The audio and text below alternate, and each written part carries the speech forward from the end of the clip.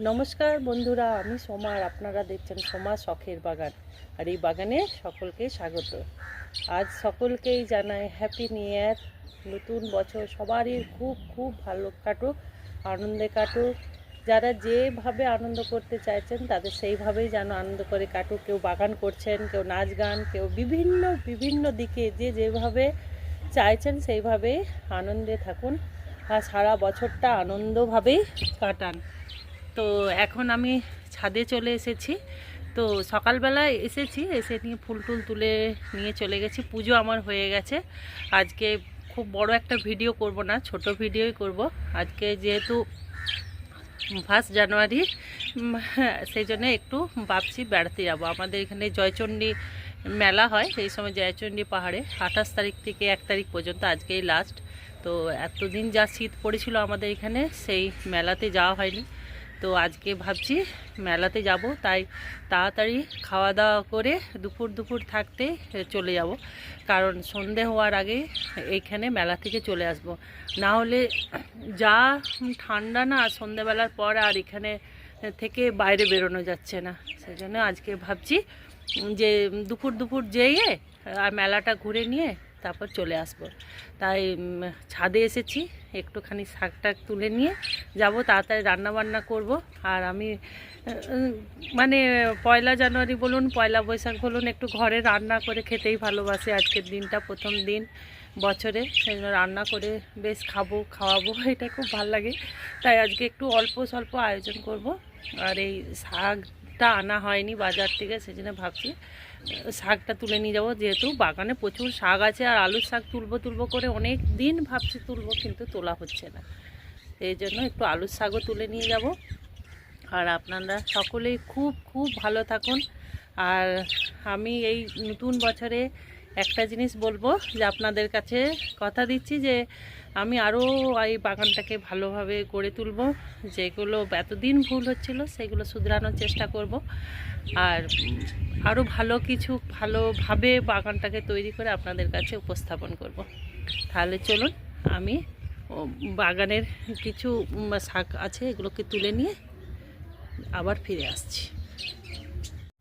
প্রথমে বন্ধুরা এই আলুর শাক কয়েকটা তুলে নেব, মাথার থেকে একটু আলুর শাক তুলে নেবো। অনেক দিন ধরেই ভাবছি আলুর শাকগুলো তুলবো, কিন্তু তোলা হচ্ছে না বিভিন্ন কারণে। সেদিনেও তুলবো ভাবলাম, কিন্তু একটা কাজ পড়ে যেতে আর নিচে চলে গেছি, আর উপরে আসা হয়নি। একটু আলুর শাক তুলে নিই। কিছুটা আলুর শাক তুলে নিলাম, 1 মুঠো। আর এইখানে অনেকটা এই মটরশুঁটির শাক হয়েছে, এগুলো একটু তুলে নিই। এই দেখুন, একটু মটরশুঁটির শাকও তুলে নিলাম। আর আজকে একটা আমার বিশেষ দিনও আছে, যে এই বছরটা যেমন নতুন বছর পড়লো, একটা বছর শেষ হয়ে গেল, সেই রকম আমিও একটা বছর এগিয়ে গেলাম। আমার জীবন থেকেও একটা বছর শেষ হয়ে গেল। মানে আজ আমার জন্মদিন, সেই জন্য আজকের দিনটা একটু স্পেশালভাবেই মানানো হয় আজকে। মানে আমার জন্মদিনটা আবার মানে একটা খুব সুন্দর ঘটনা, জানেন। মানে আমি জন্মেছি 31 তারিখ রাত 11:55। তো 11:55, যেহেতু 12টা হয়নি, সেই জন্য আমার শ্বশুরবাড়ির লোকেরা আমার জন্মদিনটা 31শে ডিসেম্বরই মানে। আর আমার মা আমাকে দেখেছিল 1 জানুয়ারির দিনে, মানে আমি হওয়ার পরে মা আমার অজ্ঞান হয়ে গেছিলো। যাই হোক, সেই জন্য আমার মা আমার জন্মদিনটা পালন করতো 1 জানুয়ারিতে। সেই জন্য আমার পরপর 2 দিন জন্ম। তো 1 জানুয়ারিটাই সবাই এখনও বেশিরভাগ করে। তো আমার দুই মা আমার জন্মদিনটা খুব ভালোভাবে মানে করতেন। যেমনি আমার নিজের মা, সেমনি আমার শাশুড়ি মা। তবে দুঃখের বিষয়, আজ 2 জনের মধ্যে কেউই বেঁচে নেই, সেটা খুব খারাপ লাগে। কিন্তু যাই হোক, আমার স্বামী সন্তান বা শ্বশুরবাড়ি বাপের বাড়ির লোকেরা সেটা বুঝতে দেয় না। হ্যাঁ, ঠিকই আছে, মা নেই, 2টো মাই নেই, কিন্তু খারাপ লাগে সেটাই একটু। কিন্তু কী করবেন বলুন, সবাই তো আর সারাটা জীবন থাকে না। সেই জন্য আজকের দিনটা একদিকে যেমন আমার খুব মজা লাগে, এমনি একদিকে এই দিনটা এলেই এই দুটো মানুষের জন্য ভীষণ খারাপ লাগে। এরা আমার জন্মদিনে খুব হই হই করতো দুজনে, সেই জন্য এই দুজনের মধ্যে আজ তো কেউ নেই, জন্য এই দিনটা ঠিক মানে মন থেকে আনন্দ করে কাটাতে একটু কষ্ট লাগে। তবে ছেলে মেয়েদের মুখ চেয়ে ওরা এত বেশি আনন্দ করে আজকের দিনটা, ওদের কাছে একজন খুব প্রিয় দিন, খুব ভালোবাসে আমাকে, তো সেই জন্যে সবাই খুব এই দিনটাতেই করে, যেমনি বাপের বাড়ির লোক সেমনি শ্বশুর বাড়ির লোক। সেই কথাটা আজকে আপনাদের কাছেও শেয়ার করে দিলাম। আর নতুন বছর আর আমারও জীবনের একটা নতুন অধ্যায় শুরু হলো। আর দেখুন এখানেও কত বথুয়া শাক হয়েছে, ওই দেখুন। তা বথুয়া শাকগুলো অনেক বড় বড় হয়ে গেছে, তো কিছুটা বথুয়া শাকও আমি এইখান থেকে ভেঙে নেব। এখানে একটু বথুয়া শাক আর একটু লাল শাক পেলাম। এই বেগুন গাছগুলোর পাশাপাশি না অনেক পালং শাক বেরিয়েছে, দেখুন। তো এই পালং শাকগুলো ভাবছি তুলে নিই, তাহলে আবার একবার হবে। এই দেখুন এতটা পালং শাক পেয়ে গেলাম, আজকে অনেকগুলো শাকই পেলাম। এই দেখুন আলুর শাক পেলাম কিছুটা মটর শাক, এইটা হচ্ছে সর্ষে শাক, এটা হচ্ছে লাল শাক, এটা হচ্ছে বথুয়া, আর এটা হচ্ছে পালং। এখনও ছোলার শাক আছে, আরও অনেক সর্ষের শাক আছে, তবে এত শাক দরকার নেই, এটাতেই আমাদের হয়ে যাবে।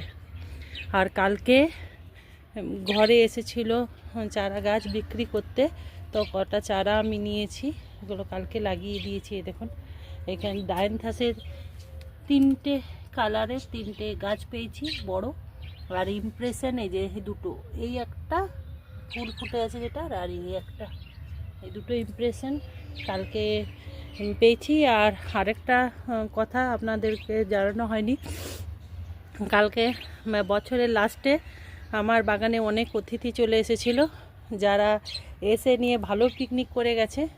এই দেখুন আমার ছাদের যে গোলাপ গাছগুলোর একটা গোলাপের কুড়িও রাখেনি। এই দেখুন প্রত্যেকটা গাছের যত কুড়ি ছিল সব খেয়ে গেছে। এই দেখুন এই একটা গোলাপ কি ভাগ্যে রেখে দিয়ে গেছে, বাদ বাকি গাছগুলো দেখুন কি অবস্থা করেছে। এইখানেও আছে, আর এই পাশে এই দেখুন, এই দেখুন এই গাছগুলো কি বড় বড় কুড়ি এসছিল, একটা কুড়ি নেই। মানে ওরা এইভাবে পার্টি করবে আমরা বুঝতে পারিনি। এই দেখুন আবার এসেছে, এই দেখুন এই দেখুন এই দেখুন এই দেখুন, দাঁড়ান দেখাচ্ছি। এই দেখুন এবার যদি আমি নিচে নেমে যাই তো এখনই আবার চলে আসবে। এদেরকে দেখে আমার মনে পড়লো কথাটা, নাহলে আমি ভুলে গেছিলাম আপনাদেরকে জানাতে। এই দেখুন এই দেখুন এই কাল থেকে এদের দৌড়াত্ম শুরু হয়েছে, কাল থেকে। আর দেখুন গোলাপ গাছগুলোর কি অবস্থা করে দিল, মানে এত কষ্ট লাগছে এই একটা জিনিসে। আপনারা তো দেখেইছেন কি সুন্দর বড় বড় গোলাপ হচ্ছিল এইখানের গাছটাও। এই দেখুন মনে হয় শুধু ডানটিগুলো রেখে দিয়েছে, একটাও কুড়ি নেই। কচি কচি যা পাতা বেরিয়েছিল সব পাতাও খেয়ে দিয়েছে। এই রক্তগেঁদা গাছটাকেও ভেঙে দিয়েছে, আমি কালকে একটু লাঠি দিয়ে বেঁধে দিয়ে গেছি। কালকে এমনিতেই আমার মনটা না খুব খারাপ ছিল, যতই কষ্ট করে গাছগুলো করি, আর বলুন এরকম করে যদি করে দেয় তাহলে ভীষণ কষ্ট লাগে। এইখানেও একটা গেঁদা গাছ কালকে এই যে গাছটা উপরে দিয়েছিল পুরো, তা আমি মাটি দিয়ে চেপে চেপে লাগিয়েছি। এখন এই নামতেও ভয় লাগছে, নামলেই আবার এরা উৎপাত শুরু করে দিবে। মানে কালকে এই পাশটা ঢুকেনি, এখানে ফুলের দিকে পুরো নষ্ট করে দিয়ে গেল।